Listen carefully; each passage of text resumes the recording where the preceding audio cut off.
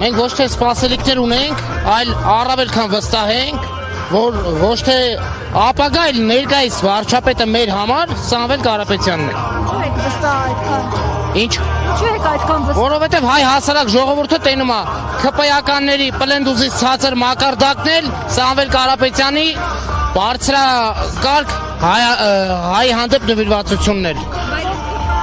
Հայտարարում է Նիկոլ Փաշինյանը, որ օրինակ եթե չընտրվեն պատերազմին իրենք պետք է ամեն ինչ անեն, որ օրինակ Սամվել Կարապետյանի գլխավորած քաղաքական ուժը խորհրդարանում չհանձնվի։ Նիկոլ Փաշինյանը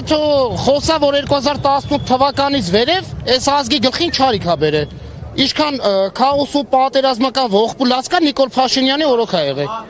Ինչ խաղաղություն են բերել։ Ինքն է բերել Արցախցու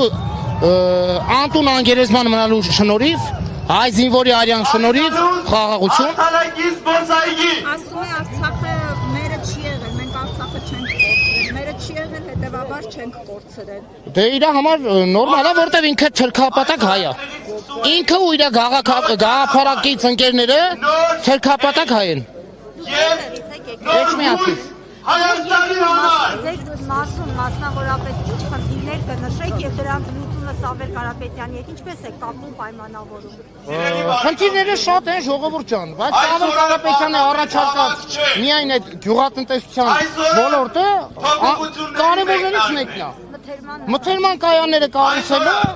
առաջիններից մեկն է, որովհետև այսօր շուկաներում որ շրջեք կտեսնեք գյուղացին այս արևի տակ կանգնում է այնքան ժամանակ, մինչև այդ առնողը կոպիտ ասած գա։ Իսկ մինչև այդ առնողը գալիս է, համ ապրանքի որակն է անգնում, համ գինն է անգնում։ Իսկ այսօր գյուղացին Սամվել Կարապետյանը առաջարկում է, որ